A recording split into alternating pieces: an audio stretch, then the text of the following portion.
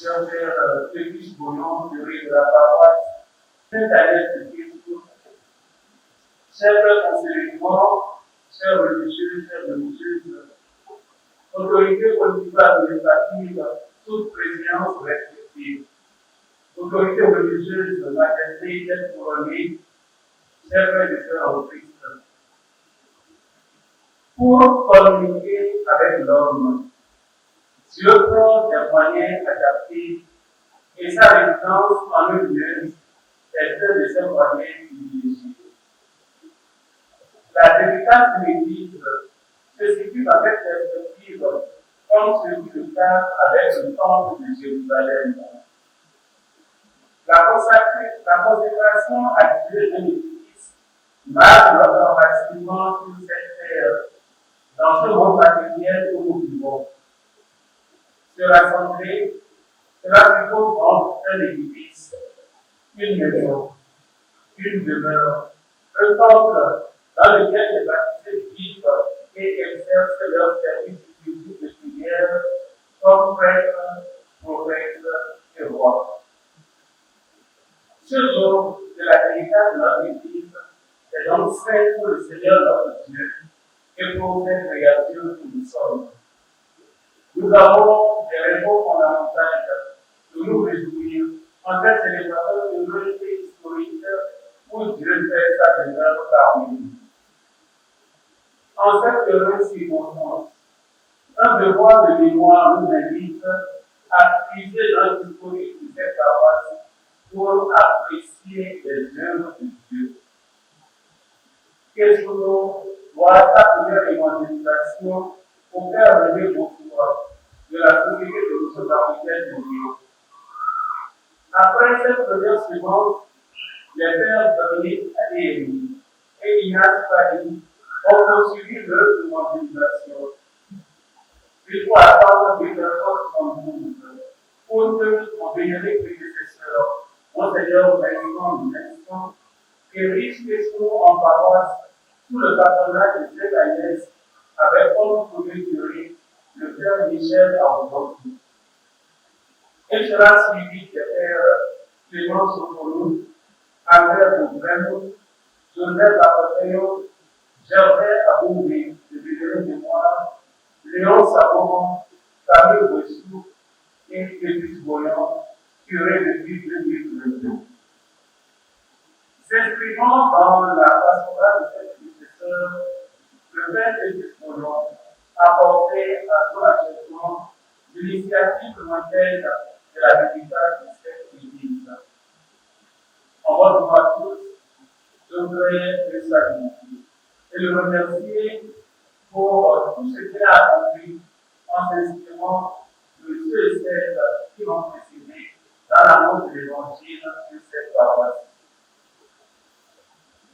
En votre nom à tous et en mon nom personnel, je voudrais aussi saluer tous ces frères, tous ces laïcs, ouvriers, bienfaiteurs, qu'ils soient de notre pays ou d'ailleurs, comme la Guadeloupe, la Martinique, tout cela que nous venons de mentionner. Je voudrais saluer la mémoire de ceux qui ont déjà rejoint la maison du Père des cieux après avoir contribué à construire la maison de la terre. Qu'ils reposent en paix et que leur Dieu les accompagne. À la lumière de cet historique et de la méditation de l'étude de ce jour, découvrons ce qui fait la spécificité de cette dédicace. Au début de cette célébration, comme vous l'avez constaté, nous avons aspergé l'autel d'eau bénite, comme le Christ baptisé aux autels et comme tout chrétien à son baptême. La dédicace marque aussi le temps de Dieu de façon solennelle. La dédicace constitue en quelque sorte le baptême de Dieu de l'Église. Succédemment, la parole de Dieu a été présentée, annoncée de manière solennelle. Après la liturgie de la parole et la litanie des saints, l'évêque va prononcer la grande prière consécratoire, suivie de l'onction de l'autel et des lieux de l'Église par les saints prêtres qui sert aussi pour le baptême, la confirmation et le sacrement de l'ordre pour les prêtres et les évêques. Les cierges seront ensuite appuyés sur le tête et aussi sur chacune des 12 fois de consécration représentant les 12 apôtres. Puis, au milieu de la lumière et de l'encens, signe du Seigneur, lumière du monde et bonne odeur du Christ, l'évêque entouré des prêtres célébrants pose l'acte central de la méditation qui est la célébration de l'Eucharistie.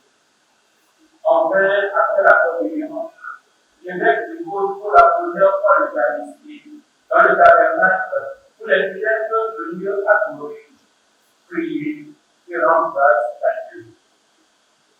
Cette synthèse de la liturgie de la méditation nous permet donc de méditer les textes de ce jour dans la dynamique de l'Église communion et de l'Église famille. Les actes des apôtres prévus pour le samedi de la 5e semaine de Pâques tracent un tableau très vivant pour l'Église primitive. De l'Église primitive, où tout évolue à une rapidité assez exceptionnelle. Il nous raconte comment les églises s'affermissaient à la foi et que le nombre de leurs membres augmentait chaque jour. Ainsi, en sera-t-il de notre communauté de Christ et de notre communauté respective si nous mettons en pratique certaines recommandations de la part du Seigneur. La première recommandation est de construire l'Église hors du Christ dans l'enracinement de la foi et dans l'amour de la parole de Dieu. Selon saint Paul, dans la deuxième lecture que nous venons d'entendre, c'est Dieu qui construit, car nous sommes l'édifice bâti par Dieu. Comme saint Paul, le bon architecte, tous les agents pastoraux ont posé les fondations de cette église en espérant que d'autres puissent construire sur les fondations posées. C'est la justice que l'évangile de ce jour nous met en lumière l'un des aspects de l'Église comme corps visible du Christ. Dans ce passage de l'évangile que nous venons d'écouter, Jésus insiste pour souligner la ressemblance entre le maître et le disciple. Si on l'écoute, on vous écoute. Si on le fait, on vous fait. Jésus s'identifie à nous et nous identifie à lui. Avec Jésus, nous sommes en quelque sorte unis pour le meilleur et pour le pire. Les mots que Jésus emploie pour dire sa communion avec nous et marquer l'amour que nous portons sont aussi forts que la persécution et la haine qui nous attendent en tant que disciples du Christ. Pour mémoire, Sainte Agnès, la sainte patronne de notre paroisse, est née à une époque où la persécution des chrétiens était monnaie courante. Malgré son jeune âge, elle démontra une foi exceptionnelle et une détermination à servir Dieu. La constitution de l'Église passe par la foi dans les épreuves et l'écoute de la parole de Dieu. Ainsi, pour former l'Église, les chrétiens doivent adhérer au Christ par la foi, sinon, comme le dit l'apôtre Pierre, ceux qui refusent d'obéir à la parole deviennent une pierre d'achoppement, un rocher sur lequel on se niche. La manière sûre d'adhérer au Christ, c'est d'obéir à la parole de Dieu, non pas en parole seulement, mais aussi surtout en acte. Notre communauté paroissiale ne doit pas se contenter seulement des messes et des campagnes d'évangélisation, mais elle doit se montrer davantage disponible à accueillir l'enseignement de la parole donnée à l'occasion des récollections paroissiales ou d'autres lieux d'annonce de la parole de Dieu. C'est de la parole entendue que naît la foi et c'est la parole de Dieu qui nourrit notre foi. Ainsi, la deuxième recommandation en vue de construire l'Église hors du Christ appelle un engagement communautaire à la vie de prière et d'oraison. Nous vivons dans la foi en Jésus, éclairés par sa parole dans les sacrements qui nous donne la vie de Dieu et nous rend victorieux de tout malheur.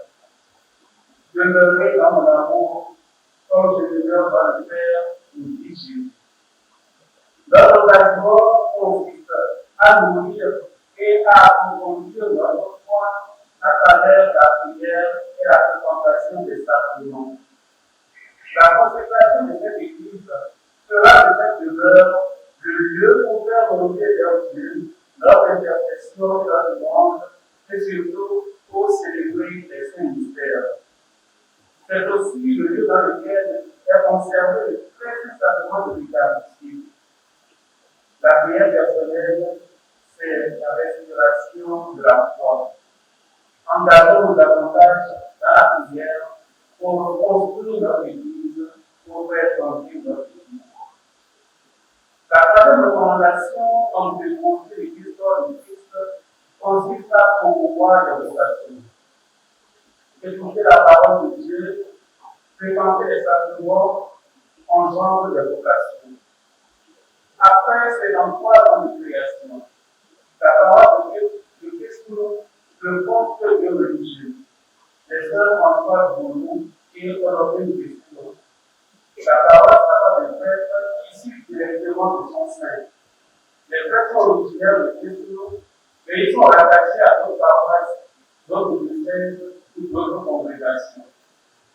La communauté chrétienne de Christo doit travailler à la formation des jeunes mariages et cultiver la générosité qui encourage la vocation au service aux sacerdotes et à la vie consacrée. Ce sont là les chantiers auxquels les pasteurs sont prêts à se donner. Et il faut que leur disponibilité rencontre l'adhésion sincère des fidèles. Au sujet de la promotion de vocation, la présence des reliques de Saint Jean-Marie Vianney est providentielle. C'est la tradition de l'Église de célébrer l'Eucharistie sous les portes de l'Empire qui ont donné leur vie en versant leur sang pour témoigner de leur foi. Voilà pourquoi la messe sera désormais célébrée ici, sur les reliques de Saint Jean-Marie Vianney. Parlons des curés, parlons des prêtres. Par son témoignage, nous sommes tous appelés à construire l'Église et à la faire grandir comme famille par le don de nous-mêmes dans le sacerdoce, dans la vie consacrée ou dans la vie matrimoniale. L'exemple de cette Agnès, notre sainte patronne, demeure pour nous une source intarissable d'inspiration et de vocation. Sa vie marquée par une purité dévoilable et une foi profonde continue d'illuminer le chemin de ceux et celles qui cherchent à vivre selon les préceptes du Christ et à accomplir leur vocation dans l'Église. En évoquant l'aide de cette Agnès et de cette Jean-Marie Vianney, en méditant sur le marqué de cette Agnès et sur le témoignage de cette Jean-Marie Vianney, nous trouverons la force de rester fidèles à nos valeurs et de construire notre Église avec dévotion et courage. Que par leur intercession, le Seigneur fasse que nos assemblées soient à la hauteur de cette fête célèbre. Qu'il soit donné à cette parole de Christ de vivre un renouveau vocationnel, un renouveau missionnaire, un renouveau eucharistique. Qu'il en soit ainsi aujourd'hui et chaque jour de notre vie. Amen. Le Seigneur soit avec nous. Et avec votre esprit.